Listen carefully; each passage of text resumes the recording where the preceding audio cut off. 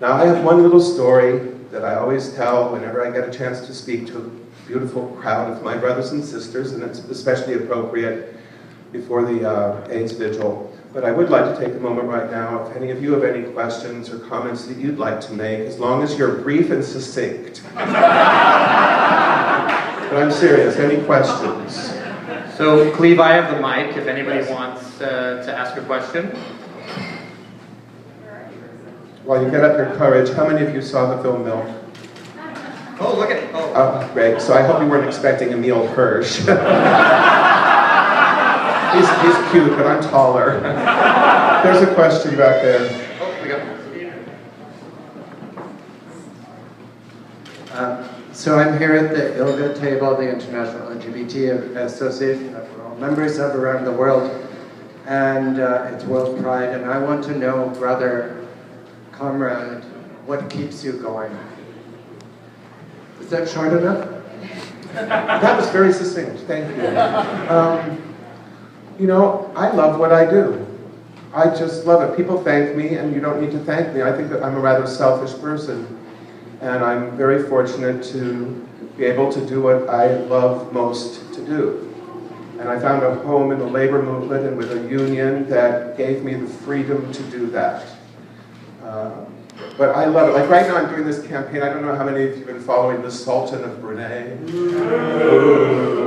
So, you know, he owns the Dorchester hotels in London and the Bel Air and the Beverly Hills in Los Angeles. And he's an absolute monarch, a complete dictator, and he just imposed the harshest form of Sharia law on his country, which includes flogging women accused of adultery and stoning homosexuals to death.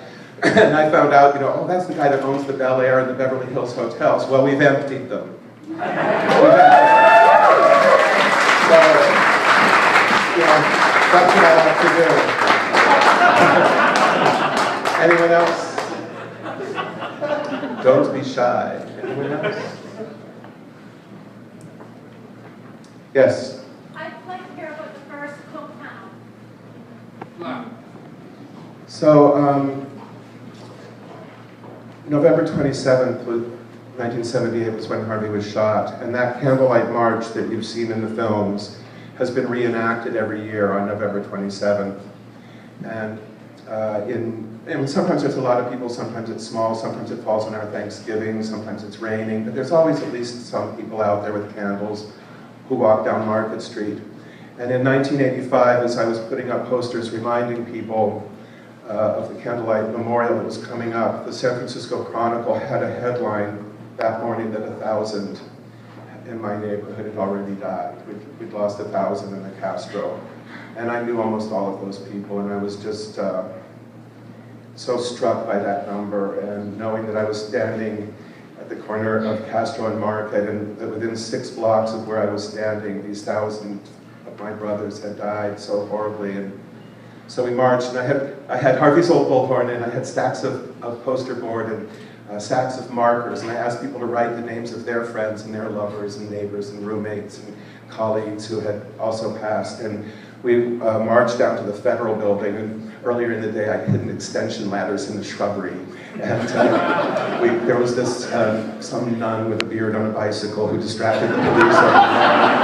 We put our ladders up and with big rolls of tape on our wrists, and we covered the walls with these placards. And I was just looking at that image, this patchwork of names on the wall, and I thought it looks like some kind of strange quilt.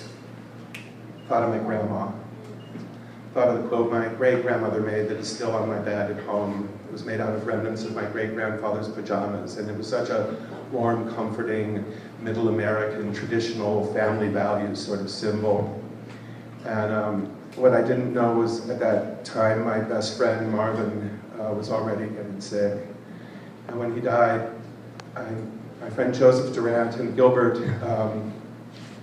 we started making quilts, and I made the first one for Marvin. And it was really difficult, you know, because I'm not an artist, I'm not a visual art type person. And Marvin was so picky, you know. He'd want something that could be in the Museum of Modern Art, or at least Bloomingdale's front window. And but he, as a child, you know, he came from a family of Jewish people who fled Europe, and he grew up with the stories of the Holocaust.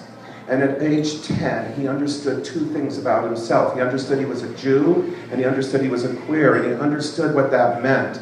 And in my pathetic attempt to communicate that, I cut out triangular stencils, and I spray painted some pink triangles, the symbol that the Nazis gave us in the death camp, and some blue triangles, and I had some of them overlap to form Stars of David, and then I printed his name on it, and I looked at it, and I thought, oh my God, this is so ugly, he would hate it. But Marvin had many, many friends, and many of them were artistic people, and there are now a lot of quilts for Marvin Feldman, and all but one of them are beautiful.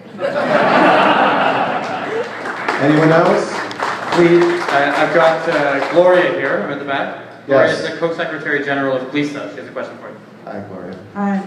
I want to know, how do you see, I mean, which is the challenge that you see that we all united should go for?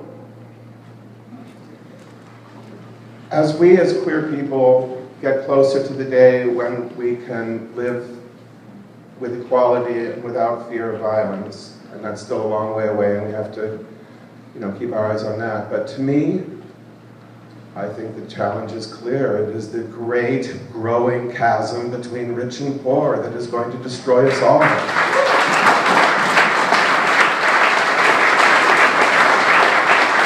In my city, men like me, long-term survivors, I tested positive the day the test came out, and I've lived, and there are many of my neighbors who have lived, and we're being evicted. We're being thrown out of the Castro.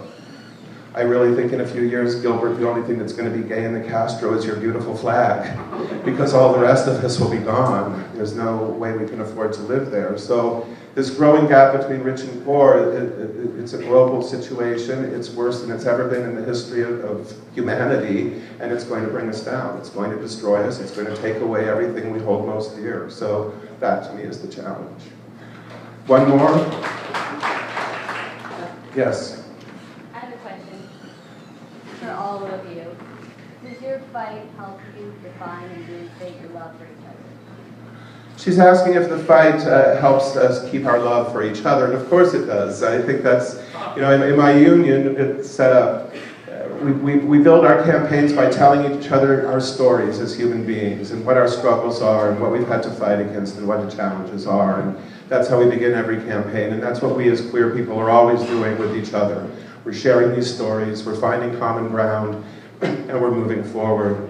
So I want to thank you very much for coming here tonight. I'm really touched to see so many people here and so many old friends. And I want to end with one story that I've told many times, and some of you have already heard it, and bear with me. But when we unfolded the quilt for this first time on the mall, on October 11th, National Coming Out Day, and my birthday, 1987, and you know, we worked so hard to get there. We had 1,920 panels, and we covered about a city block on the mall. And that image was printed on newspapers and broadcast on television stations all over the world.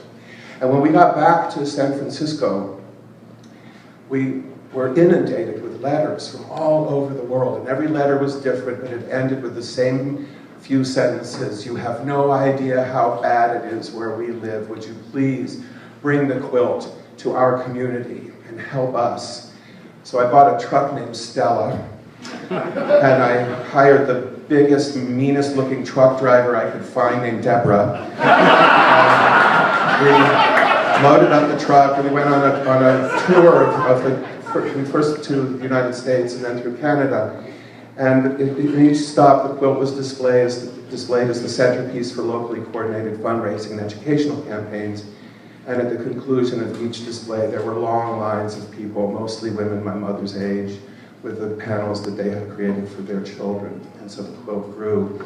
We got back to San Francisco, and we were really eager to show the quilt to our city, who hadn't seen it yet, even though the first volunteers and donations and fabric and panels came from San Francisco. So we got the city to donate the George Moscone Convention Center, named after Mayor George Moscone, murdered all those years ago with Harvey.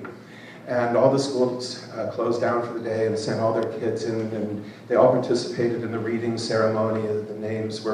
Panels were unfolded, and at the end of the day I was so tired.